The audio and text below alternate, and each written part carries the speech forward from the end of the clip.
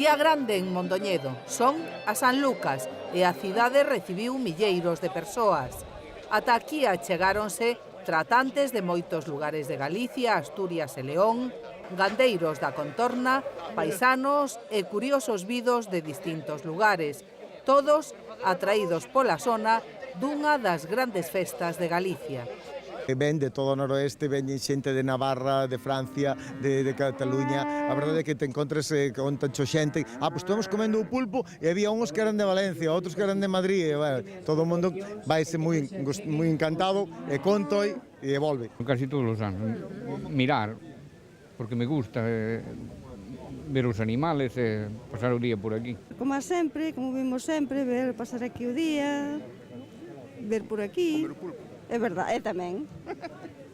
Comer tamén, é verdade, pasar o día. Esta é unha feira das que quedan poucas. Na San Lucas puxéronse á venda bestas e poldros, vacas e tenreiros.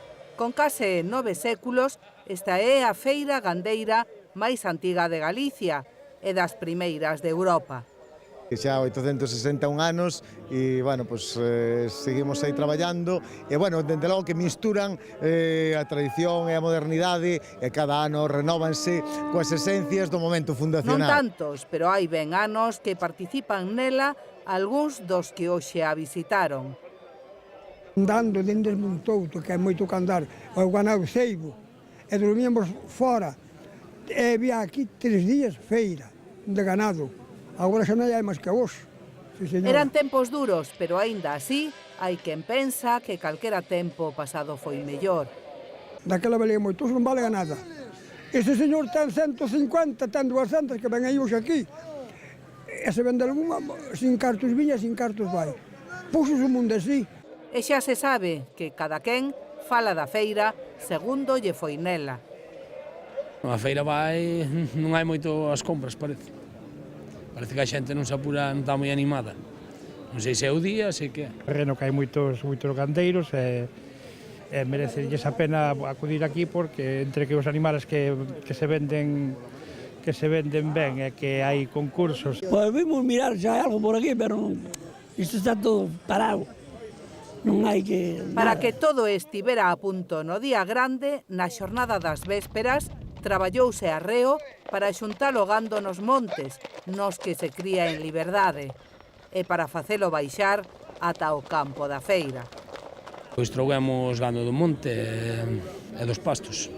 Sobre 300 cabezas ou por aí de ganado teño aquí hoxe, e baixámolas ayer na baixada esta tradicional. A entrada das greas de cabalos en Mondoñedo, o seu paso polas rúas e a praza da Catedral é un espectáculo digno de admiración. Nos, ayer todo o día no monte, levamos semanas anteriores xuntando nelas, porque son moitos animales. Ayer xa baixamos aquí pola tarde, estamos aquí a pie de cañón, sin deitarnos e sin nada, hasta que marchemos de aquí á noite. Coa mesma expectación viviuse o Día Grande da San Lucas, pero a última gran festa do outono galego non remata no Día Grande.